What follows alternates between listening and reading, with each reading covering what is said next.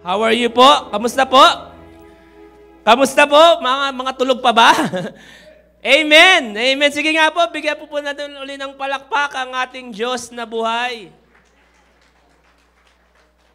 Grabe yung presence ng Lord. Naramdaman niyo po ba?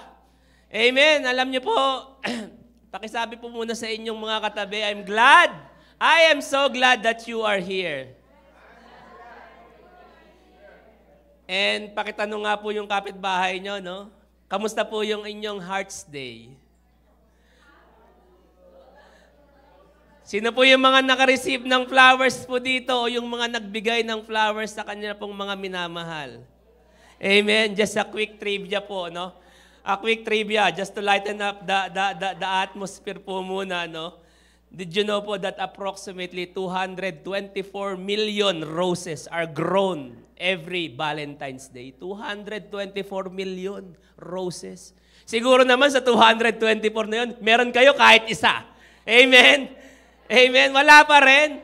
And according to study, there are 61% of women that they still want to receive flowers. Ibig sabihin, 61% of the whole population po ng mundo na mga babae na gusto pa rin palang makareceive ng flowers, no? At kung kayo po yung mga 39% na hindi nakareceive ng flowers na yon, wag po kayong mag-alala kasi meron pa pong isa, no? Alam nyo rin po ba that 4 billion are spent buying diamonds, gold, no, silvers, and other things just to spend and give to their loved ones. Naka-receive po ba tayo dun sa 4.4 billion dollars na yon? Wala pa rin. Isa pa ba? Meron pa, no? Wala pa rin. Ito, malamang makaka-receive na kayo. Did you know that approximately 1 billion dollars are spent for chocolate buying? Naka-receive na po ba tayo ng chocolate? Wala pa rin. Alam niyo po ba that there are about 36 million shaped boxes. 36 million po, no, of boxes of chocolate, heart-shaped boxes were sold, no? Were sold during the second week of February. Wala pa po dun sa 36 million na yon. Wala pa rin. Ito last na to. Pag wala pa rin, ewan ko na lang, no? Alam niyo po ba, no, sa US, no, that there is a survey that 190 million were sent greeting cards or Valentine card during February. Doon sa 190 million, naka-receive na po ba tayo ng mga cards? Wala pa rin. Ang dami na nun, ha? Again, para sa mga hindi nakatanggap, congratulations. Palakpakan nga natin yung mga nakatanggap. Doon naman po sa mga hindi nakatanggap, isa lang po masasabi ko sa inyo, move on and bawi po kayo next year. Amen? Meron pang survey next year, baka makasama na kayo doon sa 190 million na yun. No? Alam niyo po, today is a very, very special day because today, it's God's Day. Pakisabi nga po, God's Day. Sunday is always a God's Day for Christians. But for us, no, we do believe every day is God's Day. Amen? And later on po, nakita ko, may mga bandir. Hindi po ba kayo nagtataka bakit may mga banderitas dito? Kasi po, later on, we will celebrate po our Fiestang Family Pinoy. No? Fiestang Pamilya ng Pinoy. Tama ba? Pamilyang Pinoy? Whatever it is, no? Basta, Pamilyang Pinoy. We are going to celebrate po our Pamilyang Pinoy in lieu po, no? Because tomorrow is going to be Family Day in Canada, no? Pakisabi nga po sa kapitbahay nyo, Happy Family Day. Alam niyo po ba, no? In the year 1990, Helen Hanley, no? The Lieutenant Governor of Alberta, no? Sa Alberta po ginawa, passed the Family Day Act and officially established the third Monday or every February, the third Monday of February as Alberta Family Day. Alam niyo po ba 'yon? No? Dito pala nakaka-proud being Albertans, dito pala naunang na-establish yung Family Day. In other provinces po, adopted the holiday over the next 2 decades. Following po yung Saskatchewan, yung Ontario, yung British Columbia, no? Pero po sa British Columbia, instead of third Sunday of February. Ginagawa po nila yan second week of February, no?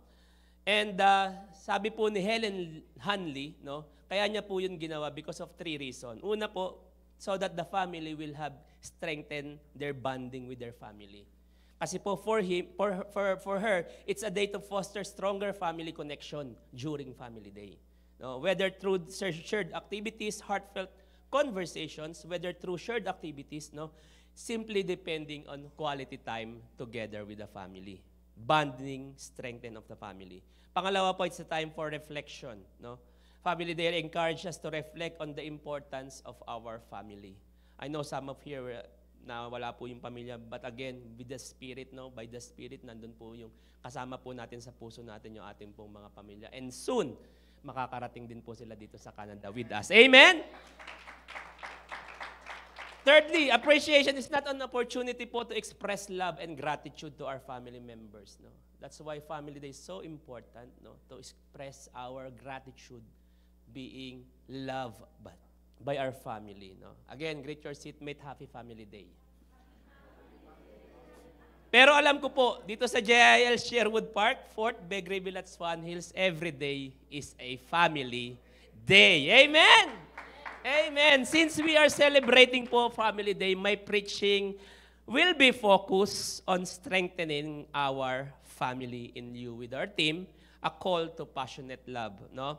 And now I would like you to please rise po, stand po for a minute for reading po in reverence. The reading po for the main text for today that can be found in Deuteronomy 6:1-9. And sabi po dyan, okay po ba? Nababasa po ba? Pwede po bang pakibasa in 1, 2, 3?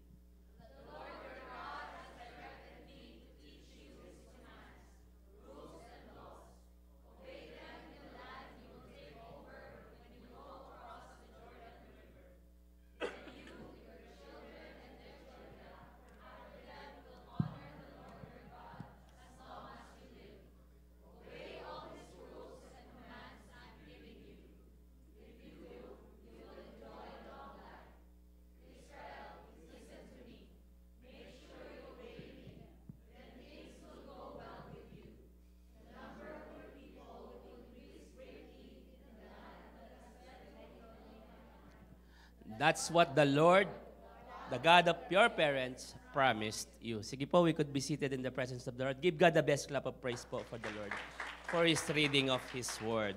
I entitled po my preaching for today, Unshakable Family. Pakisabi nga po, Unshakable Family. Pakishake nga po yung mga katabi nyo kung masishake. God loves every family. Tama po? Amen. Do you believe in that po, church? That is why in the passage that we read, He directed Moses to say to every family that to obey rules and commands so that they will enjoy a long life ahead of them. In-instruct niya si Moses to follow these rules para po maging well yung buhay po nila, no? And He wants nothing because God wants nothing but the best to each family. Amen. God created the family, of course. No? God instructed each family to be devoted and be committed to one another. It says here in Romans 12:10, sabi niya dyan, be devoted to one another in love, honor one another above yourselves. Napakasarap po, no? How sweet it is to have a family that is so loving. Tama po? Ang sarap no? Kapag tayo, bawat pamilya nagmamahalan, walang awayan, no? Walang bangayan, ang sarap-sarap mabuhay. Amen? A family that loves one another, devote for one another, cares for one another. No? But, you know what? Unfortunately, as much as we wanted to have a family, the happy family, there's still times that we are being tested by our circumstances. Tama po? Hindi po natin maiiwasan yung mga circumstances na yan, no? Sabi nga nila that there's no perfect family. Tama po. Kahit po tayo po na yung pinakamasaya, hindi pa rin po tayo perfect na pamilya. There will come a time, a certain situation, that we will have a testing in our family. Amen? Family will be tested one way or another. Whether we like it or not po, we will face situations that will be shaken that will shaken our family. Sinishake niyo na po ba yung family niyo ngayon? Katabi niyo po ba yung inyong pamilya sa oras na ito? Shake it, no? Sabi nga po, shake it. That is why po God is saying that we must love one another. Pakisabi nga po sa katabi niyo, I love you with the love of the Lord. Amen. And this morning po, 3 bagay lang po yung ating pag-uusapan. It won't be long po because we were celebrating po ministry fairs. Ang gaganda po. Nakikita niyo po ba yung ating mga ministry fairs? Pare-pernalias dyan, yung ating mga... And we will celebrate po our family day. Meron na naman tayong kainan. Ano ba naman yan, no? Iba talaga yung share with. Allow me, no, this morning po to share 3 S's, no? To have an unshakable family amidst circumstances. Pakisabi nga po, 3S. Ano-ano po yun? Una po, strong foundation. Pangalawa po, sealed properly. And pangatlo po, secured anchor. Amen? Alam niyo po yung tatay ko and some of my brothers are civil engineers, no? Yung engineers po, structural engineers po, no? They said that if you want to have a strong and unshakable house, kailangan po, you have to depend on a strong foundation. Tama po, amen? The stronger the foundation is, the stronger the house will be. Amen? Tama po ba, Sister Lorraine? Civil engineer din po yan, ano? Testing and trials in our family will be bearable if the family's foundation is firm and strong. Tama po. Kapag po tayo sinishake ang buhay po natin, if we have the strong foundation, we could withstand that shaking in our lives. Amen? Unang-una po, the first S we need to do to have, no, an unshakable family is that you will need to have a strong foundation. In Luke 6:48, sabi niya doon, they are like a man building a house who dug down deep and laid foundation on rock. When a flood came, the torrent struck that house but could not shake it because it was well built. Ibig sabihin, kahit man may dumating man na flood came, no, and torrent struck, the house could not shake it. Why? Because it was well built. The foundation was well built. We all know that in order for us to have the strong foundation in general, we need to have Jesus in our lives. Amen. Lagi po yan. Normal na yan in general. But I want you to be focused po on having a strong foundation family-wise. No? A family consists of a father, a mother, and a child. Amen? A strong tie, no, between husband and wife and the children will produce a family that is firm in foundation. Kapag po firm yung mag-asawa at mga pamilya, yung anak sa mga pamilya niya, sa nanay at tatay niya, they will have a strong, firm foundation. A strong time po, no? Sabi ko nga po, the family po should have a place of love and support. Wala pong ibang pwedeng magbigay ng love and support po, kundi yung ating sariling pamilya. Amen? Ephesians 5:25. Hindi po ako may sabi nito, wag po kayong magagalit. Husbands, love your wives. No? Hindi po ako to, I'm calling the attention po yung mga tatay. Husband loves your wives, no? Just as Christ loved the church and gave himself up for her. Tapos po yung mga tatay dito. Pakisabi po, husbands, love your wives. Malinaw naman po ito, no? Mga husband, no? No need to elaborate na po. Sabi po nila, if you want your kids to love you, mga tatay, no? If you want your kids to love you better, no? To love you more, you must show that you love your mother first. Sabi po nila, ayon sa study po, kailangan kung gusto nyong mahalin kayo ng mga anak nyo, ipakita nyo yung mga tatay na mahal nyo yung nanay nila. Why? Because dun sila nanggaling sa nanay nila. The more na mahal nyo yung nanay nila, the more na mamahalin ka rin ng anak mo. Siguro naman, mahal natin yung ating mga asawa. Amen? Amen. Praise the Lord. Hindi rin po ako may sabi nitong susunod. Ephesians 5:22. Pakibasa nga po mga nanay. 1, 2, 3. Wives.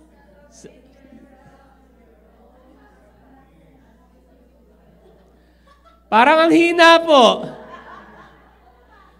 Hindi mabasa. Hindi na mabasa. Ephesians 5:22, sabi po dyan, ako na po, tutulungan ko kayo, ha? Sabi po dyan, wives, submit yourselves to your own husbands. Again, hindi po ako may sabi nito. Ephesians po, ang book po ng Ephesians ang may sabi nito. Wives, submit raw po. No? Hindi po ako nagsabi niyan, si Lord. No? Huwag niyo po akong tingnan ng masama. No? I remember a story po. No? Story lang. No? Sa Facebook po to, pero nadaanan ko lang. Meron pong isang mag-asawa na nagpunta sa Jerusalem, sa Holy Land. Sino na napunta ng Holy Land dito? Alam ko may mga amen, taga-Israel, ano? May Holy Land, no? Meron daw mag-asawa na yung asawa niya masyadong nagar, no? Yung babae. And yung misis niya, no, yung alam naman natin yung pagiging ng mga asawang babae, no. Ngayon, unfortunately po, during their trip, namatay po yung babae na nagnanag dun sa asawa. And binigyan po siya ng option nung punerarya. Sabi niya, meron kang dalawang option. Kung ililibing mo dito yan sa Holy Land, you will just pay $500. Pero kung ibabalik mo yan sa lugar nyo, gagastos ka ng mga 25 to 50,000, no? Yung magagastos nyo. Sabing gano'n nung asawa, sige po, iuuwi ko na lang. Ha? Nagtaka ngayon yung punerarya. Bakit? Kasi kung doon niya ililibing, Holy Land yun. No? Medyo may dating pa dahil ang asawa mo nakalibing sa Holy Land. And gagastos ka lang ng 500. Sabi ng asawa niya, okay lang po gumastos ako.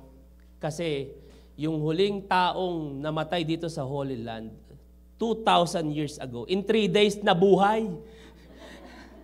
At ayokong mabuhay din yung asawa ko. No? Mas pinili niya pang gumastos kaysa mabuhay yung asawa. Just kidding aside po. No? Sige nga po, bigyan po natin yung ating pong Lord na buhay. Moral story po, wives, submit to your love. Submit and love your husband. Amen. Tama po? Ang lakas po ng amen dito. Amen? Amen. Alam niyo po ba, according to my research, that the shortest paragraph po in a sentence found in the dictionary or in the world, no, is the word I am. Sabi nga po, I am. And para po sa mga asawa na hindi ganun kagaling, yung hindi kagandahang ugali yung mga asawang babae nila, ang pinaka-longest sentence naman daw po sa buong mundo is the word, I do. Pinakamahabang sentensya ng buhay nila nung nagsabi sila ng I do sa asawa nila. No? Just a quick trivia lang naman po. Nabasa ko lang naman po yan, hindi po sa akin galing. No? Again po, kidding aside, the strong tie between couple will most likely have a firm foundation with their family. Again, not only with husband and wife po, no? As I've said, a family consists of a wife, husband, and a child.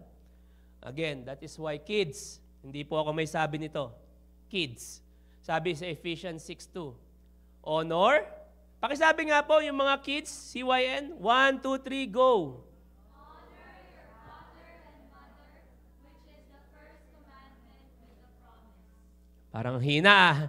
Ulit nga po, 1, 2, 3. Honor your father and mother, which is the first commandment with the parents. Not only have an intact relationship within the family, members will have a stronger foundation po. The relationship must be rooted with God being the center of the family relationship. Amen? We could see that po in the book of Matthew 7:24-27. Sabi po dyan, whoever hears these teachings of mine and obeys them is a likewise man who built this house on a rock. No? It rained hard, the floods came, and the winds blew and beat against the house. But it did not fall because it was built on rock. In 27, whoever hears this teaching of mine and does not obey them, like a foolish man who built his house on sand. It rained hard, flood came, and wind blew and beat against the house, and it fell with a loud crash. In the passage po, Jesus stated, no, clearly that they must build their houses on a solid rock foundation. Amen? The house we are building, which mentioned in the scripture, is a metaphor or represents our family. No? Yung bahay po na tinutukoy dyan represents or metaphoric, no? Na tinutukoy, it's about our family. Saan nyo po ba gustong itayo yung pamilya nyo? Amen? Sabi ko nga po dito, Jesus is telling here that if we want to have a stronger family, we need to build the relationship of our family to the solid rock, which is Jesus. Pakisabi nga po, solid rock. Alam niyo po, sa buhay po natin, meron pong dumadaan na mga sitwasyon na hindi po natin kakayanin. No? May mga sitwasyon na hindi natin inaasahan, but again, if you have this strong foundation, we will make our family unshakable. Amen? Amen po ba? Sa tatlong verse, sa verse po na yan, meron po ako tatlong nakitang what threatens po the house, no, or the family. Tatlong bagay po yung nagtitreten po sa ating pong mga pamilya or sa ating mga bahay. Unang-una po, rain. Pakisabi nga po, rain. Yung rain po, sabi po dyan, it rained hard. Una po, tapos pangalawa, floods came and the winds blew. Unang-una po, rain. Rain represents things that unexpected circumstances that are not devastating. Yung mga paambon-ambon lang, no? Yun po yung mga yung mga sitwasyon ng buhay natin na kayang-kaya naman natin, kailangan lang natin ng payong para hindi tayo mabasa. Amen? It could be a normal attacks of the devil, it could be misunderstanding in the family, or it could be a little loss of respect and love with the parents, wrong priorities with time, and many more. No? Ito po yung mga konting ambon ng buhay po natin. No? Flood naman po represents a disaster situation that will make a great impact in our family. Ito po yung mga hindi nating inaasahang mga bagay na sitwasyon na talagang makakadurog ng ating pamilya at ng ating puso. Spouses having an affair with others, kids involving in drugs and early pregnancies, yung mga ganong bagay po that will devastate our family. And the wind represents po negative words. Pakisabi nga po negative words. Alam niyo po yung pinaka-masakit, no? na pinakamatalim na weapon po. Hindi po yung weapon itself, hindi po yung ating pong mga sinasabi sa ating pong mga kapwa. Amen? Wind represents negative words with great power to destroy one's person's identity. No? Like hurtful words or criticism, yung mga makakriticize po, yun po yung ating pong yung wind po that represents that thing po. No? These threats po are like bomb. No? Parang mga bomba to that needs like a little time to detonate para mawasak, no? Sumabog, no? Yung ating pong pamilya. That is why it's so important that a family has strong connection to the source which gives us the power to withstand the threats within our family, and that is Jesus. No? Kailangan po, through that, yung sa mga threatening situations po ng buhay po natin, dapat nakakonect po tayo sa source, which is Jesus. Amen? Sige nga po, palakpakan natin ng Lord. Brother Ron, meron po ba tayong pwedeng gawin to have that strong connection to the Lord para hindi po tayo ma-devastate when that threatens arise? Meron po. Sa Pilipinas po, meron po silang ginagawa ngayon yung project pa ni Duterte, ngayon kinukontinue ni Bongbong Marcos, yung sinasabi nilang build, build, build. Amen? Alam niyo po ba yon? Build, build, build. Sabi niya. Ano po yung build, build, build? Build time for the family in studying the Word of God together. Kailangan po mag-build po yung ating pong pamilya to study and learn the Word of God. Amen? Pangalawa, build time to be a part of a church family. No? That will encourage us. Alam niyo po, napakabuti po na meron po tayong church family that we could sandal, no? Makakasandal tayo in every situations na meron tayong kinakaharap. Nandiyan yung ating mga kapatiran, yung ating church no, to encourage us, to help us with our situations, no. Kaya po dapat we have to build, no, a time po to be a part of this family church. Amen po ba? Are you nakakasunod po ba kayo? Are you following po? Amen. Sige nga po, palakpakan natin ng Lord. Gising pa po ba tayo? Amen. Mga 3 oras na lang po ako, no? Build time in praise and worship that will strengthen us, especially in the times of trials. Kanina po, ang ramdam ko talaga yung worship, powerful worship, no? Kaya kung meron kang pinagdadaanan sa oras na ito, ang gawin nyo lang po natin, it's the time to build our time to have this personal worship to the Lord. No? Sabi nga, anumang kalagayan ng pusong ito, no? Talagang maglilingkod at magpupuri pa rin ako sa iyo, Lord. No? Ano man yung mga pinagdadaan, ano ba sabi sa kanta?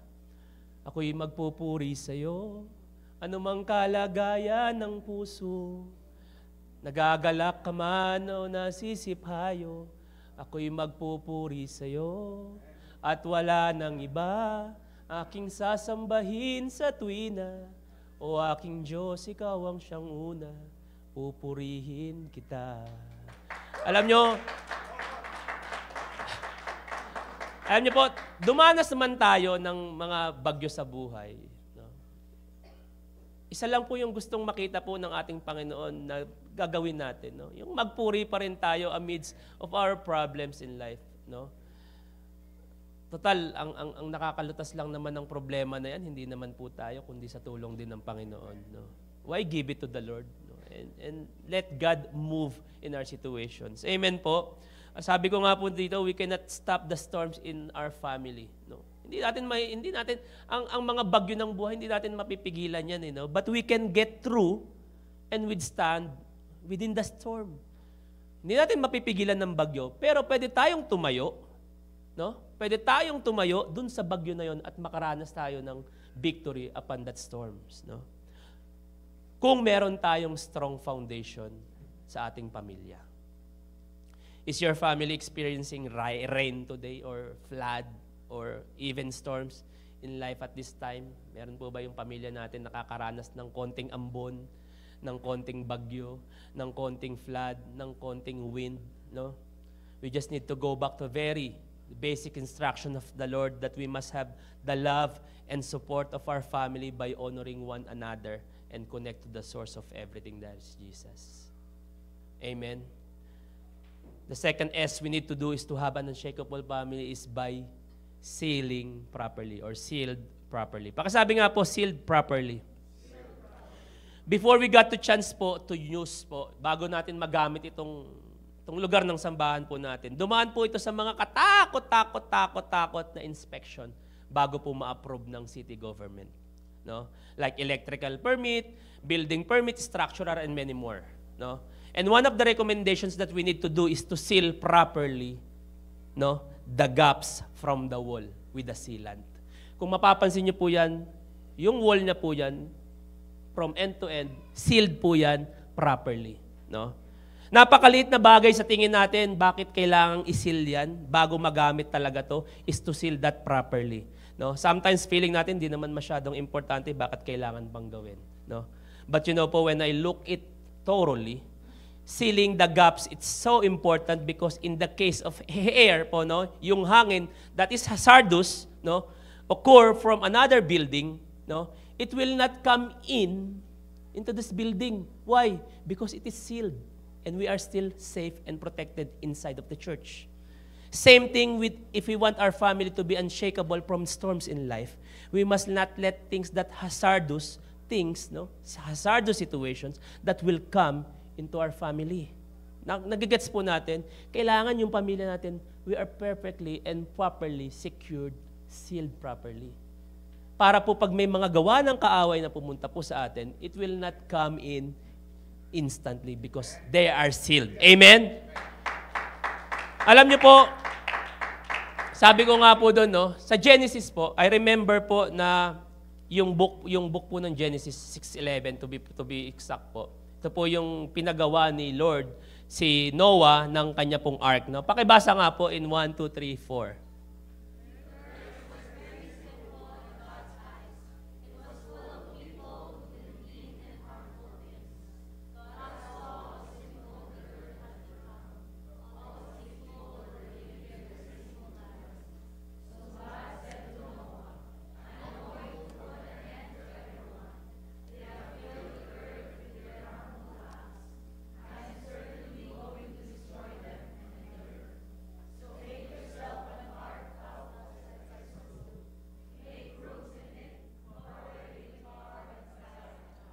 Amen. Praise the Lord. Alam niyo po ba yung tar?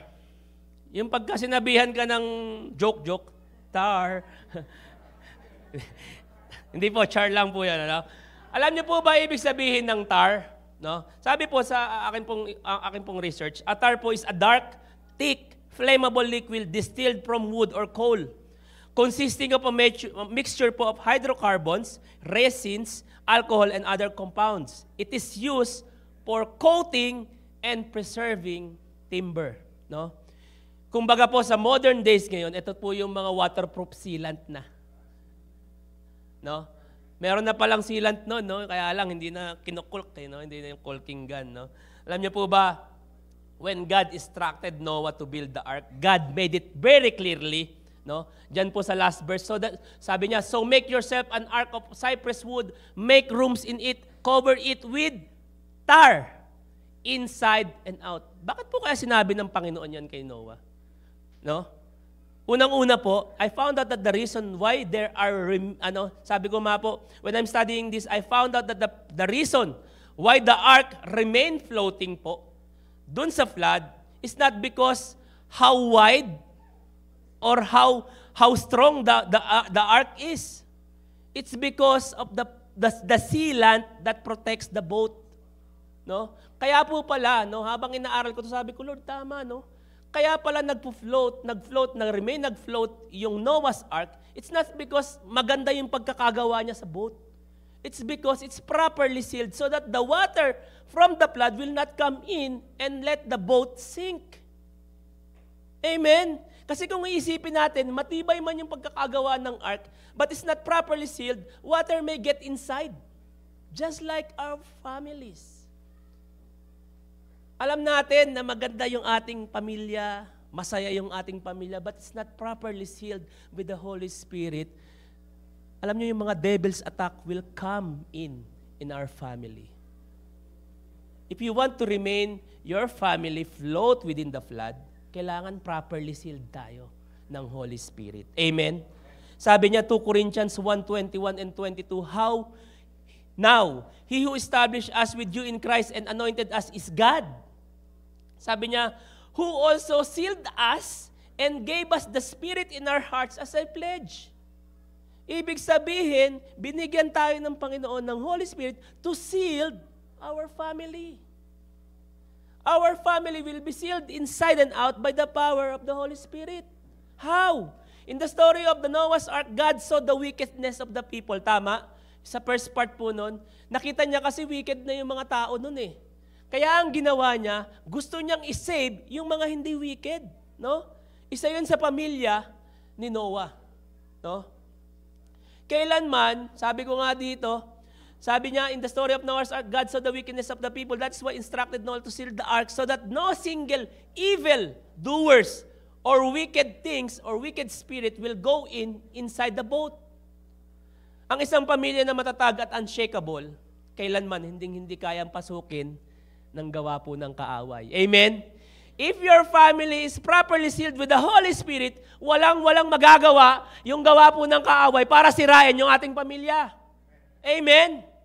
Kaya nga po sabi ko, sealed our family with the wisdom and knowledge from the Holy Spirit. No? Dalawang bagay po bakit kailangan nating i-sealed yung ating pong pamilya. Una, first, we don't want the works of the enemy to get inside our family. No? Kaya nga po nakasil dyan para yung mga minsan magkaroon ng usok, hindi pumasok dito. Hindi tayo maapektuhan. Pangalawa, sealing from inside helps to preserve the good things from inside to get out. Meron na po tayong, ang pamilya po natin, meron ng likas na mga bagay na masasaya at magaganda na sa buhay natin. Kaya siniseal natin inside and out para yung mga masasayang bagay na yun, hindi na lumabas dun sa pamilya natin. Ayaw natin pumasok yung masasama, ayaw din natin ilabas yung mabubuting meron na sa pamilya natin. Kaya nga kailangan i-sealed natin properly yung ating pamilya. Meaning po kung gusto natin pamilya natin, huwag tayong pasukin ng gawa ng kaaway. We have to prevent them from coming by sealing our family. 2 Thessalonians 3:3 in TLB sabi niya, but the Lord is faithful. He will make you strong and guard you from satanic attacks of every kind. God is so faithful. Amen? God is so faithful with our family. No? May nakakaramdam man tayo ng konting pagyanig. Still, God is so faithful in our family. And He will not, that satanic attacks, no, to hinder and to devastate our families. Amen? The more sealed our family is, the stronger the family we have. The attack of the enemies are like predators po that is looking for the prey, no, to devour, no? And if our family is not sealed, yung gawa po ng kaaway will easily get inside our family. And the last S we need to do to have an unshakable family is we need to have a secured anchor. Pakisabi nga po, secured anchor. One of the hardest po days of being a seafarer is when you caught by a storm in the middle of sailing. No? Wala si Ninong Leo eh. Seaman yun eh. No? When I was a child po, I dream po of becoming a nautical engineer. No? When I was in high school. No? Kasi sabi nila nun, pag seaman ka, bilis kang yayaman. No? Pag seaman, talagang yun ang Saudi boy mo, mga ganon. Tsaka yung mga kapitbahay namin, talagang pagkasiman, yung mga bahay nila, tataas, tas merong mga, yung ng barko, yung anchor ng barko, pati yung manibela. Kaya sabi ko, gusto ko rin maging seaman. And our family have this chance to go to Cebu, no? Ewan ko kung maalala pa ng mga bata to. Sa Cebu, kasi kinasal yung anak ko sa Cebu. And the only way we go there is by plane or by ship. So pinili namin yung ship kasi marami kami, buong pamilya. And sabi ko, pagkakataon ko na para ma-experience maging nautical engineer, nasa barko kayo, no? And pabalik po namin pa Manila, we caught by a storm, no? And grabe po pala pag nasa loob ka ng barko at inabot ka ng storm within sailing nyo, no? Isusuka mo lahat, no? Kahit ilalabas mo. Kaya doon nagtapos yung aking pagiging nautical engineer na. Doon po nagtapos yung kwento kong pagiging nautical engineer. Alam niyo po, no, same thing with our family. Facing great storms in life may cause destruction and devastation. Tama po. And we don't know when the storms will hit our families. Alam po ba natin kung kailan po darating yung bagyo ng buhay po ng pamilya po natin? Hindi po. No? That is why it's so important in facing the storm, we have a secured anchor. Pakisabi nga po, secured anchor. Naalala ko tuloy yung kwento bigla, no? Just lang para po mabuhay tayo, no? Yung sabi niya, merong isang trainee, no? Sabi niya, naglalayag sila. Paano kung may dumating na bagyo? Ilalaglag ko yung isang anchor ko. No? Kasi alam niyo po ba, most of the ship po, no? They have only 2 anchors. Probably, pero po yung Titanic, alam niyo po ba, may 4 na anchors yun because it's so huge, no? Meron po siyang 4. Sabi niya, paano pag may dumating bagyo? Habang naglalayag ka, bababa ko yung anchor ko. Sabi nung kapitan, yes, very good. Paano habang naglalayag ka na naman, may dumating na naman bagyo? Ilalaglag ko uli yung isang anchor ko. Paano pag may ilalaglag ko uli yung anchor ko. 8 anchor na siya.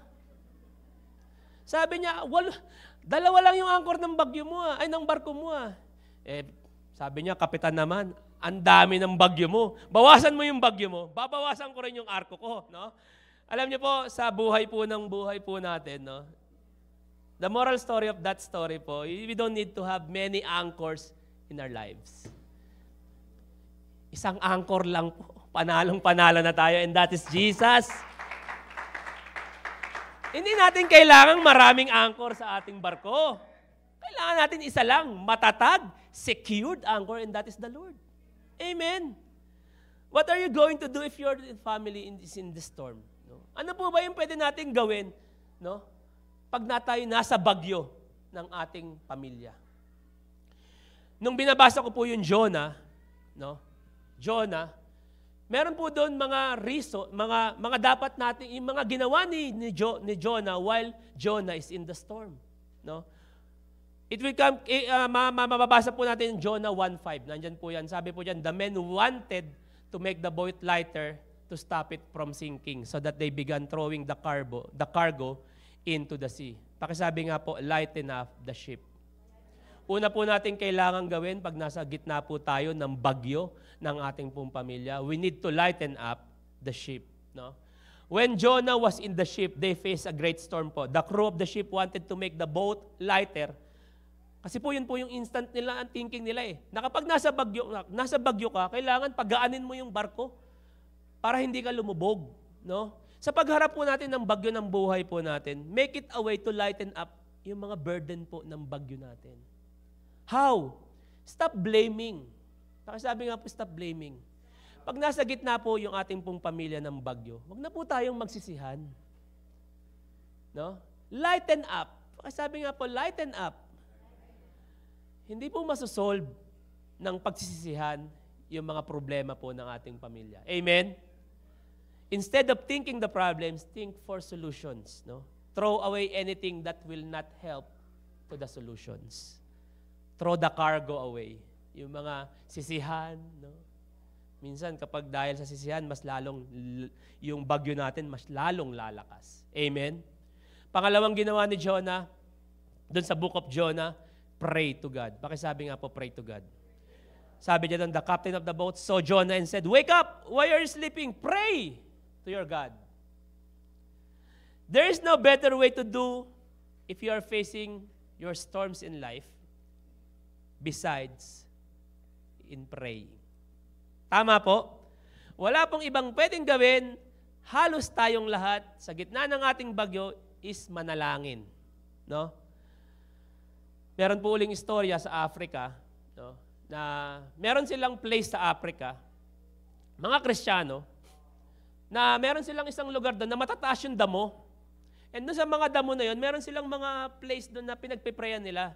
Na kapag nagpipray sila, yung mga damo, yumuyuko. Siyempre, pagka yung mga damo, nami-imagine nyo po, yung mga damo na matataas, kapag ka nag-pray ka at nag-kneel ka, merong mga marka.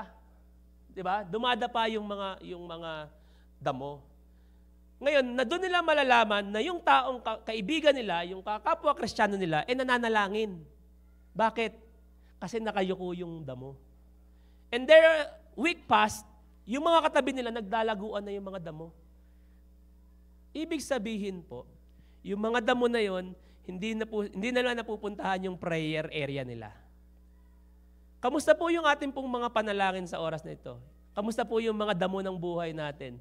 Nakatayo po ba o nagtataasan na or talagang nakayuko pa rin kasi lagi tayong nananalangin sa Panginoon? Kamusta po yung ating pong mga panalangin? Alam niyo po, I hope and I pray po yung mga damo na kung saan tayo po nananalangin ay nakatumba sa oras na ito at hindi lumalago at tumataas. We need prayers in our life. Amen? If we are in the storms of our families in life, no, we have to pray for God, to God. No? Amen? Alam niyo po, next thing po is to ask. Pakisabi nga po, ask. Pakibasa nga po, 1, 2, 3, go.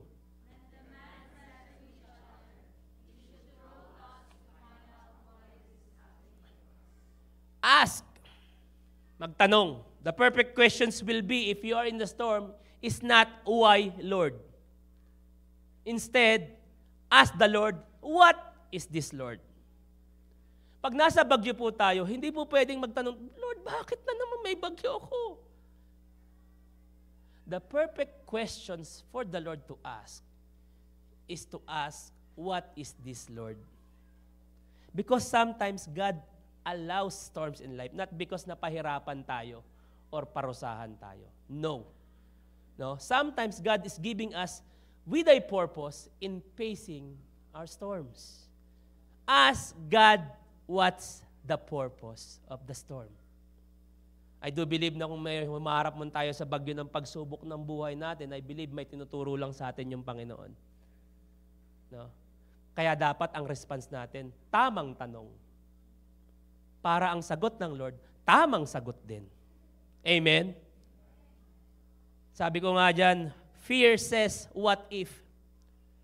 Faith says, even if. What if you lose your job? Or, what if you will not get approved your application here in Canada? What if you are not going to heal your sickness today? Alam niyo po, instead of saying, what if, sabihin niyo po, even if. Pakisabi nga po, even if.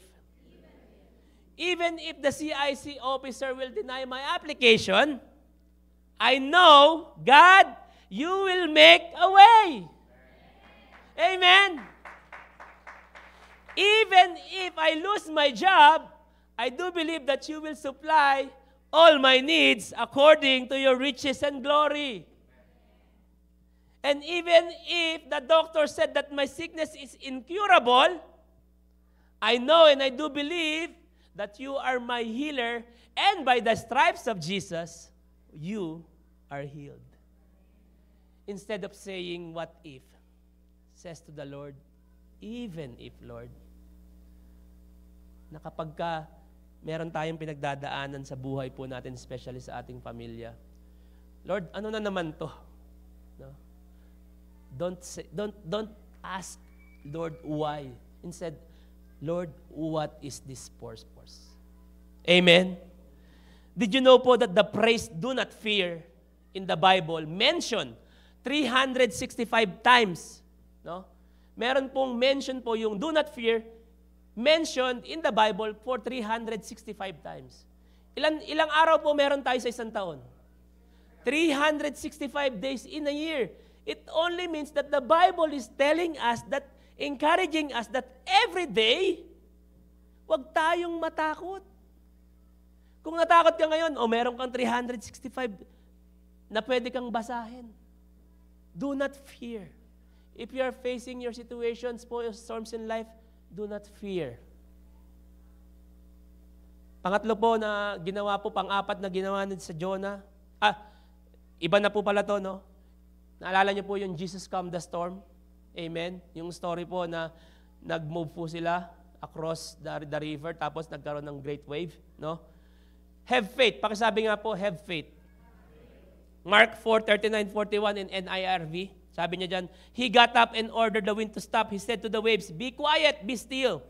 Then the wind died down and it was completely calm. He said to his disciples, where are you so afraid? Don't you have any faith all yet? Sabi ko nga po dito, God has the final say in our lives. Amen? Ang Lord lagi ang may final say na meron tayo sa buhay natin. Amen? Things that are impossible with man is very possible to God. If you just believe and have a faith like a mustard seed. Amen? Madalas ko nga po sinasabi, ang Lord ang direktor ng buhay natin. Amen? At tayo, yung mga bida sa buhay natin. Amen? Na kung sa simula ng istorya ng buhay natin, bugbog sarado tayo, gaya ni Fernando po, at the end of the story, He will make it better for us if we will have faith in the Lord. Sabi ko nga po, I know and I do believe, yung buhay na meron tayo, na gawa ng Diyos, na direktor natin ng Diyos, He will have a happy ending pa din in the end. Amen? Lastly po, God is with you. Pakisabi nga po, God is with you. In Mark 4:38 po, sabi niya doon, Jesus was in the back, no?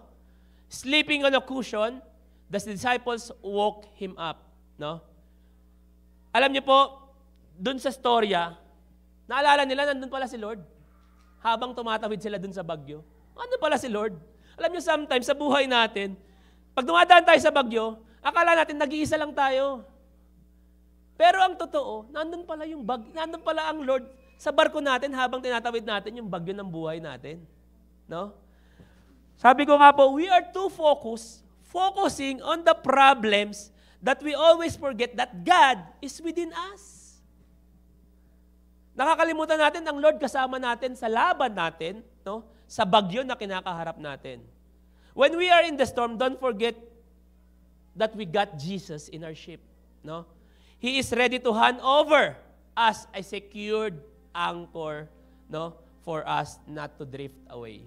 Bibigyan tayo ng isang anchor lamang ng Panginoon, not to drift away sa mga bagyo ng buhay po natin. Amen? Sa conclusion po, pwede po ba natin, alam niyo po ba yung tatlong S? Pwede po ba natin balik-balikan? Ano po yung unang S? Strong foundation. Pangalawang S? Sealed properly. At pangatlong S? Secured anchor. Alam niyo po, hindi po talaga natin maiiwasan yung pagdating ng bagyo sa buhay natin. Tama po. And especially po sa ating pamilya. And it breaks our heart po. Okay lang sa atin sometimes, Lord, okay na lang. Kaya lang sometimes, pagkakasama na yung pamilya sa bagyo ng buhay natin, mas mahirap i-handle. Amen? And as we celebrate po our family day today, or tomorrow, may this message po will encourage us po, that in order for us to have an unshakable family, we must have a strong foundation. That our family is sealed properly, and we must have a secured anchor so that we could stand that storms in life.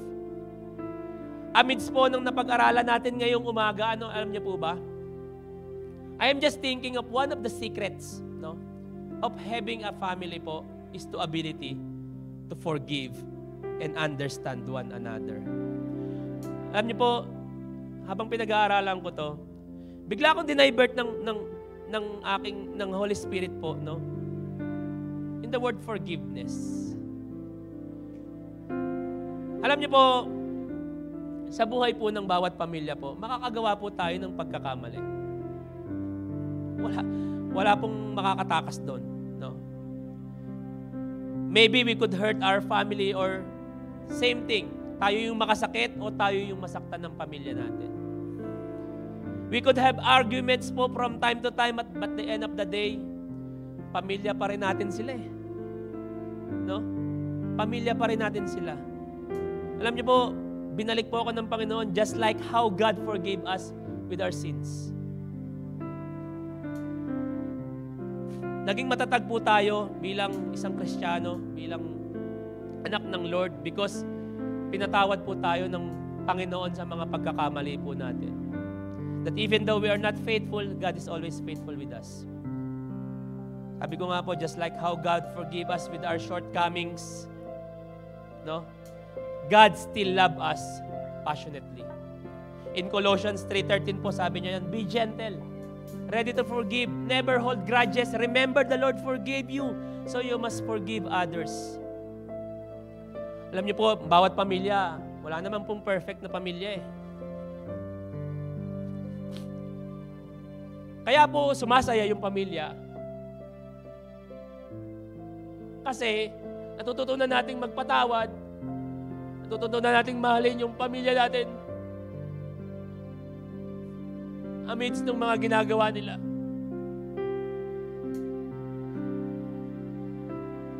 Meron man tayong pinagdadaanan sa oras na ito sa ating pamilya,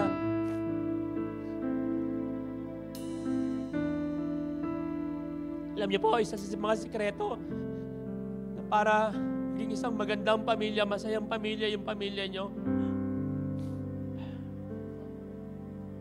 Learn to forgive. Learn to love your family. Kasi po, sabi po sa Bible, my command is this, love each one another and as I have loved you. Mahal na mahal tayo ng Panginoon, kaya dapat ibigay lang din natin yung pagmamahal natin sa kapwa natin na nararapat din po sa kanila.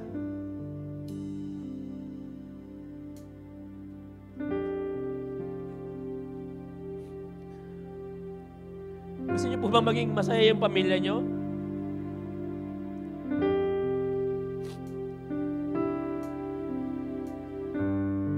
Patawad po tayo. Ito po yung i-impress sa akin ng Panginoon that walang perpektong pamilya, pero merong mapagmahal at mapagpatawad na pamilya. And that's all matters po, to have a family, a happy family, an unshakable family amidst the storm. May I encourage po everyone to stand up po.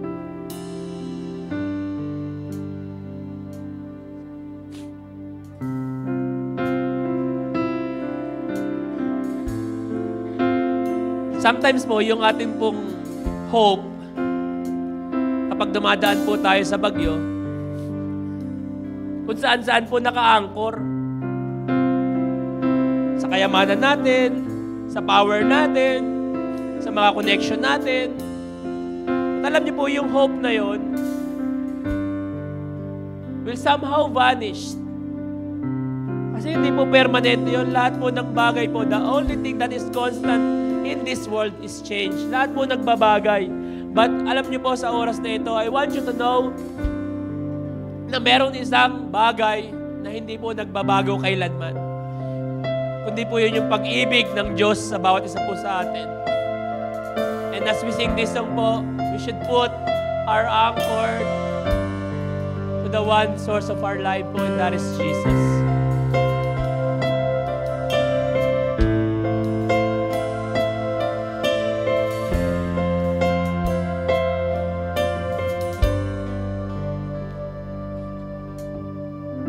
My hope is built on nothing less than Jesus' blood and righteousness. I dare not trust the sweetest frame, but wholly trust in Jesus' name. Christ alone, cornerstone, weak made strong in the Savior's love. Through the storm, He is Lord, Lord of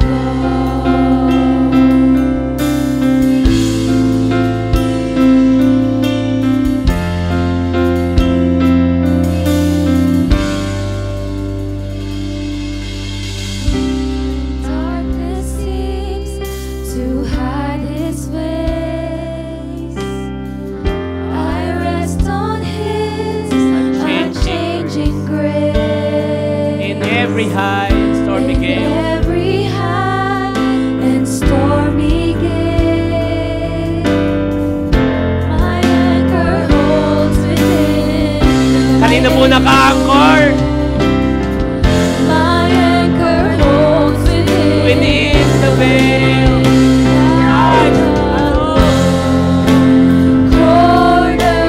Cornerstone, weak made strong in the Savior's love. Through the storm, He is Lord, Lord of all. Christ alone. Christ alone, cornerstone, weak made strong in the Savior's love. Through the storm, He is Lord, Lord of all. With a soft voice, Christ alone. Christ alone, Church, make it personal. If you are facing some difficulties in your family right now, anchor it with the Lord.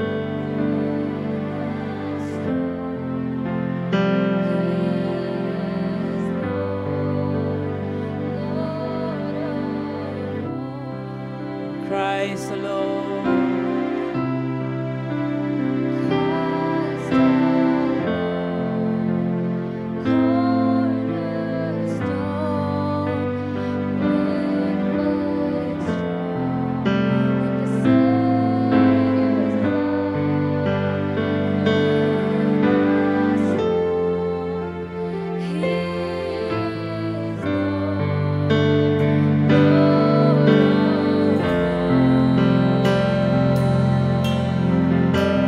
Wala pong perfectong pamilya. That's for sure. There's no perfect family. That's for sure. We could have differences and we might argue about one way or another. But the scripture said, love covers a multitude of sin. We could face difficulties in our storms, in our family, and there's no way we could stop it. Yes, there's no way we could stop it. No? But I say today, we could do something about it. The message, this story po, of this message is very simple po. sobrang laki man po yung ating pong kinakaharap bilang pamilya, no? Or wala pa man, no? I know po, no, hindi po natin mapipigilan yung pagpasok po ng problema sa pamilya natin. One way or another, it will come to our families, no? Today po, wag natin kalimutan na kasing laki man ng barko yung kinakaharap na problema natin sa pamilya natin. Wag natin kalimutan, no? Na kasing lawak naman ng dagat yung kayang ibigay na solusyon ng Panginoon sa buhay natin. We just need to have the strong foundation within our family by building respect and honor with one another, by God being the center of our family. We must have to seal it properly, the bond within our family with the help of the Holy Spirit, so that no attacks and wiles of the attacks of the devil will come into our lives. And lastly, we have to secure anchor all the time by trusting God alone, that there's no great storm that He cannot be able to come and stop it. And to sum it all po, God's passionate love will keep us get through the storm and be able to keep our family unshakable. Because the scripture said, God is our refuge, strong tower, and the rock of our salvation. And as we celebrate for our family day, may we learn to appreciate one another more. May the love of God within our family all the time, and may God, the Lord direct our hearts into the love of God and into the steadfast of Christ. Again, happy Family Day po. And I pray that God will seal our family from the attacks of the devils. Salamat po muli, Panginoon. Let this message be an encouragement. Let there be a rema to this word, Lord, so that we could use it to face our storms in our life. And again, Lord, to you alone deserves all the praises and all the glory. In Jesus' name, amen, amen, and amen.